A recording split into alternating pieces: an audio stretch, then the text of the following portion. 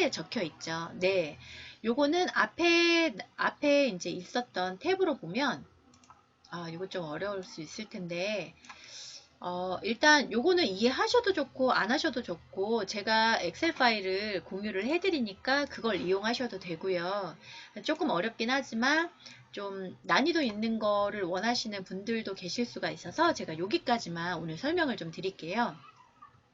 자, 인바운드 유틸라이제이션이라는 탭이 있습니다. 요거는 아까 전에 뭐 이런 용어까지 다 아실 필요는 없으세요. 제가 예시를 들어서 말씀을 드리는 거예요.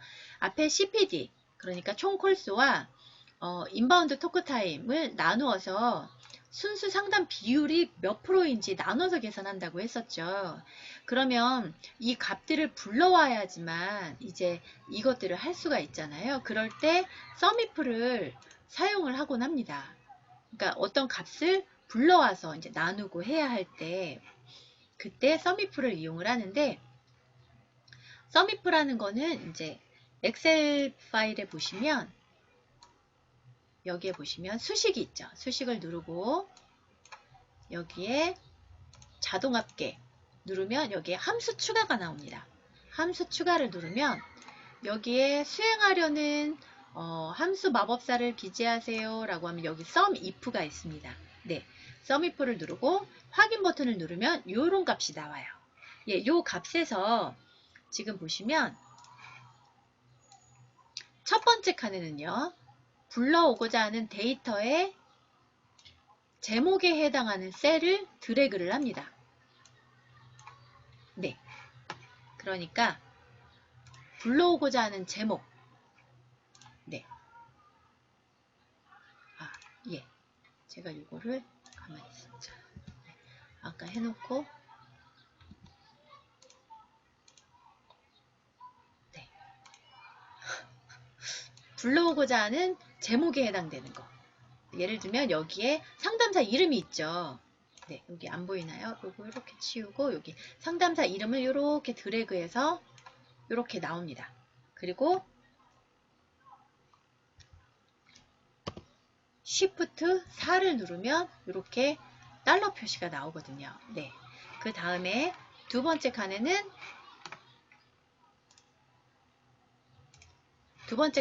불러온 데이터를 넣을 셀의 제목에 해당하는 셀 클릭. 그러니까 불러온 데이터를 어디다가 넣을 건데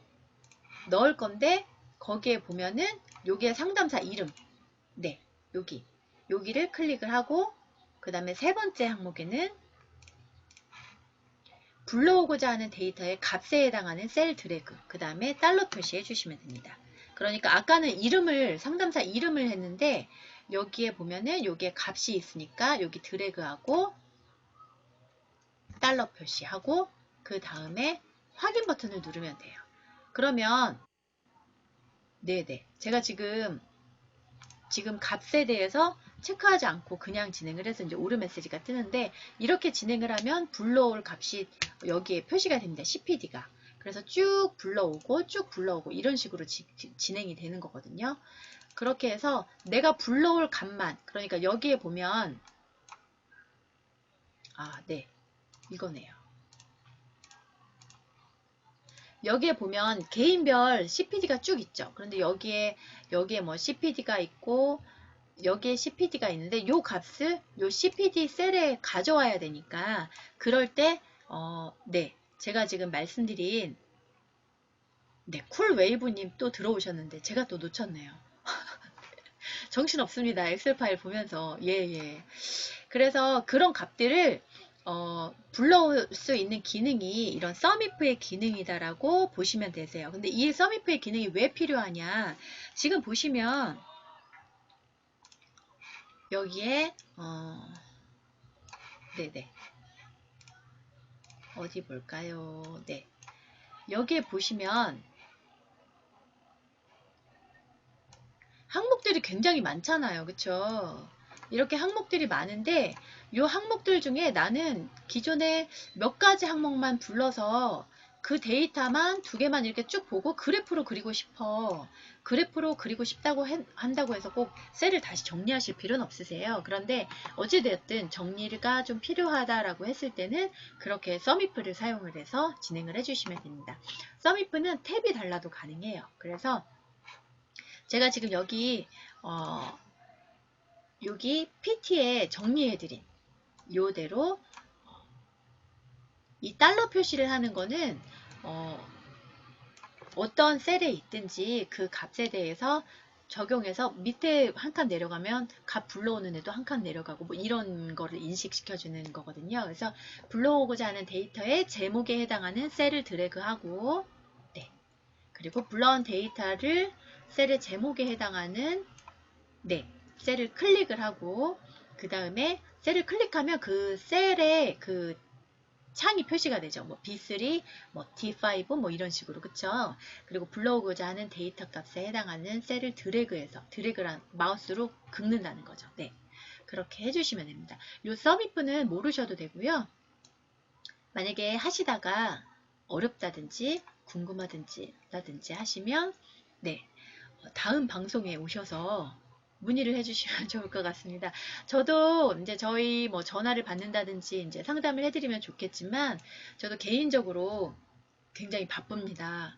네, 강의도 하고 강의 준비도 하고 그리고 저 개인적으로 주부고 네, 그리고 또 공부하는 부분도 있고 해서 그렇게까지는 어려울 것 같고요. 그래서 방송에 들어오셔서 문의를 해주시면 제가 디테일하게 또 말씀을 드리도록 할게요. 그래서 오늘 썸이프까지 적용을 시켜서 한번 봤습니다. 그런데 제가 아까 전에 그 엠브로님의 그 유튜브 실적을 말씀을 드리면서 제가 먹방을 말씀을 드렸어요. 자, 그렇다라면 이 제목에 대해서 이제 먹방을 보잖아요. 그런데 쭉 보면 제가 유튜브의 조회수를 쭉 보니까 뭐 가장 그래도 먹방이 가장 많았던 게 라면, 뭐 중식 먹방, 그리고 치킨. 결국엔 요거거든요. 네. 지금 결국엔 이런 것들이 가장 많기 때문에 치킨이나 중식 먹방이 꽤 많은 것 같아요. 그런데 문제는 뭐냐? 매번 그렇다고 짜장면만 먹을 수는 없잖아요. 그쵸? 라면만 먹을 수도 없고.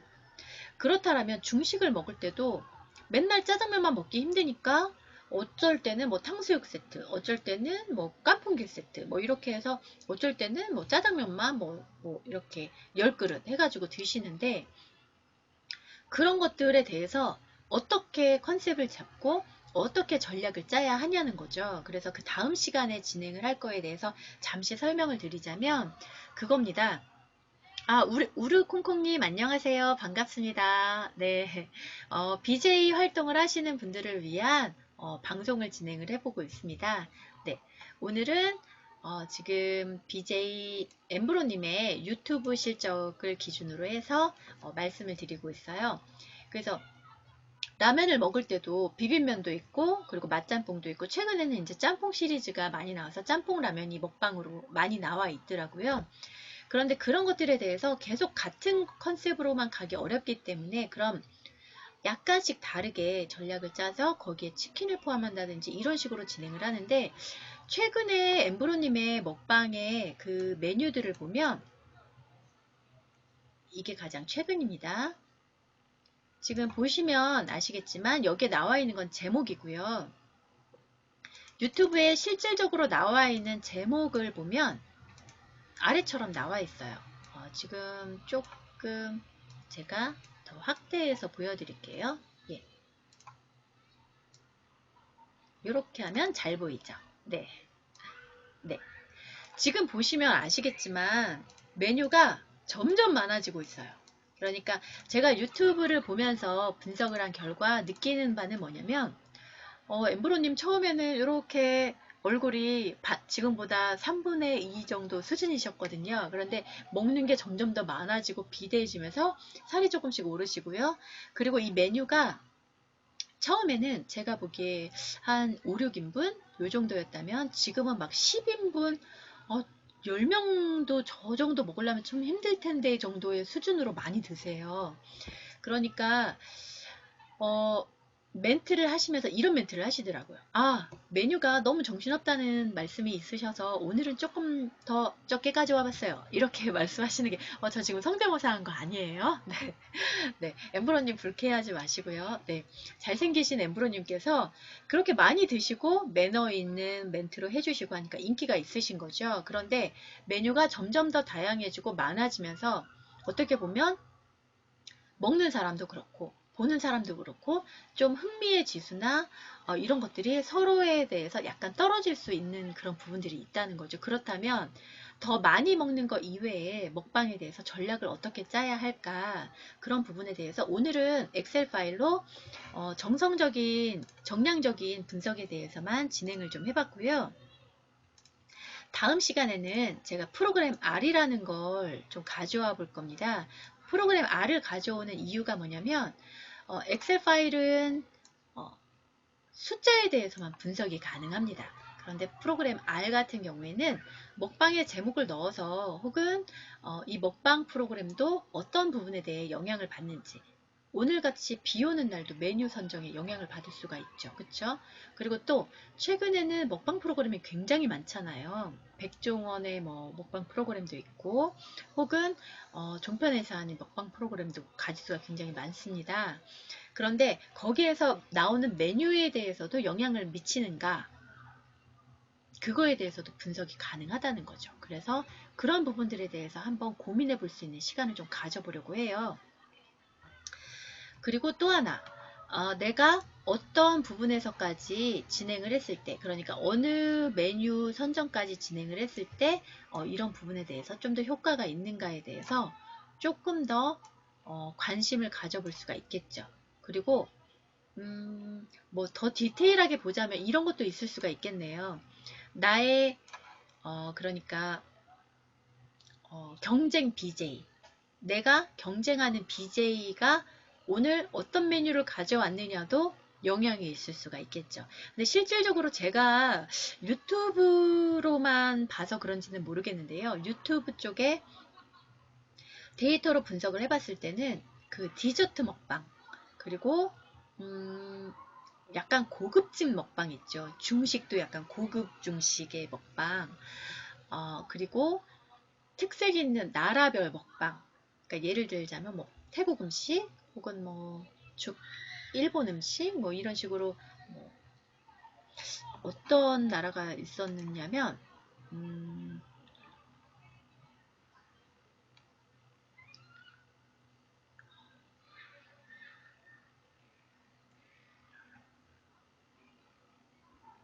네, 지금 또 갑자기 찾으려니까, 네네.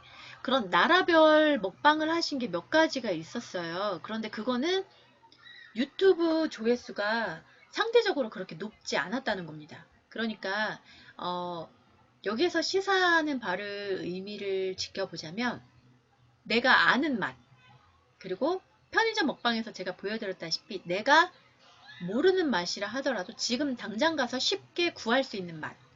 네. 그리고 누구라도 먹으면서 그 맛을 같이 공유할 수 있는 맛. 그러니까 제가 아까 전에 그 아프리카 TV의 논문을 말씀드리면서 상호작용에 대해서 말씀을 드렸죠. 그러니까 BJ가 먹고 있는데 나 그 맛이 뭔 맛인지 상상이 안 가라고 했을 때는 상호작용이 좀 떨어진다는 걸 그런 부분에 대해서 유튜브의 조회수에서는 그런 부분을 지금 보여주고 있었어요. 그런데 실질적으로 이것이 아프리카 TV의 실시간 방송에서 터지는 별풍선이라든지 초콜릿 개수에 영향을 미치는지 여부에 대해서는 저도 잘 모르겠습니다. 그런 부분들에 대해서 제가 잘 모르겠고, 그런 부분들에 대해서 BJ분들의 어찌되었든 뭐 같이 공부해 나가는 그런 부분들이 필요하기 때문에 BJ분들에게 제가 엑셀 파일을 제공하거나 방송을 제공해 드리고 있어요. 네, 그런 의미라고 보시면 될 것 같아요. 어떻게 몽몽이들님 지금 보고 계시는데 어렵진 않으셨는지 모르겠습니다. 네. 네. 그래서 오늘 이해하시는 부분이 어느 정도 수준인지까지는 선택하셔서 네, 골라서 수용해 주시면 될 것 같고요. 또 이런 것도 있더라고요. 뭐 섹시 컨셉 하시는 분들도 계시잖아요. 그런데 그런 분들 중에 뭐 예를 들면 오늘 매니저 5분 들어가면 그 이후로 제가 춤 뭐 출게요. 혹은 뭐 이렇게 사다리 타기 같은 거를 해서 한다든지 뭐 여러 가지가 있더라고요. 그래서 그런 여러 가지 상황들에 대해서도 이제 분석 셀에 넣어서 진행을 하면 좀 더 디테일하게 실적 분석이 가능하지 않을까 싶습니다. 그래서 그 다음번에는 제가 오늘 말씀드린 것처럼 이 메뉴에 대해서요 분석을 할 건데, 첫 번째는 이 메뉴의 종류에 대해서 우리가 지금 보여드리는 건 그래요. 자, 예를 들면 여기 첫 번째 볼까요? 엽기 오뎅, 모든 고기, 삼겹살, 항정살, 막창, 소고기, 허니콤보 치킨, 불 닭볶음면, 공깃밥 4개 이렇게 되어 있어요. 힘들죠? 라면도 있고 치킨도 있고 고기도 있고 엽기 오뎅도 있고 좋아하는 건 다 들어가 있어요. 그런데 특성을 찾기가 좀 힘들죠? 네, 힘들어요. 네, 그리고 두 번째. 네, BHC, 치즈볼, 닭도리탕 매운맛, 수제버거틀, 닭꼬치틀, 뭐 불닭볶음면, 캡사이신 추가 4봉지, 햇반 3개, 어쨌든 치킨 라밥이죠. 네, 요거는 치킨 라밥이에요. 그리고 과일 케이크, 컵케이크, 타르트 전문점, 요거는 디저트 먹방이고요. 그쵸? 그 다음에 속꼬리찜, 요건 소고기, 그리고 육개장, 공깃밥, 요거는 국의 밥이죠. 그쵸? 그리고 요것도 디저트 먹방이고요. 뭐 이런 식으로 우리가 메뉴에 대해서 일단 주제별로 나눌 수 있지만, 첫 번째 칸에 있었던 엽기오뎅이나 뭐 모든 고기, 삼겹살 뭐 이거에 대해서는 지금 치킨으로 갈 건지 아니면 고기로 갈 건지 아니면 라밥으로 갈 건지 컨셉이 명확하지 않다는 거예요. 이럴 때는 우리가 어떤 식으로 분석을 해야 하고, 그리고 그날의 날씨, 네, 날씨나 혹은 먹방 프로그램에서 나왔던 메뉴가 영향을 미치는지 여부에 대해서 한번 여러분들과 체크를 해보도록 할게요. 이 방송을 하면서 조금 아쉬운 부분이, 제가 아무래도 여러 가지 컨셉이 있지만 겜방은 솔직히 게임을 알아야지 좀 이렇게 와닿잖아요. 근데 또 섹시 컨셉 같은 경우에는 제가 또 이성적으로 뭔가 좀 섹시하다라는 느낌을 받아야지 또 와닿는 부분이 있고 한데, 그런 부분들이 좀 참 어렵네요. 그래서 제가 대표적으로 먹방 프로그램 중심으로 하는 거에 대해서는 양해를 좀 부탁드릴게요. 그리고 또 먹방 프로그램이 현재에서 BJ분들 중에서 가장 일반적이라고 표현을 하면 제가 욕먹겠죠.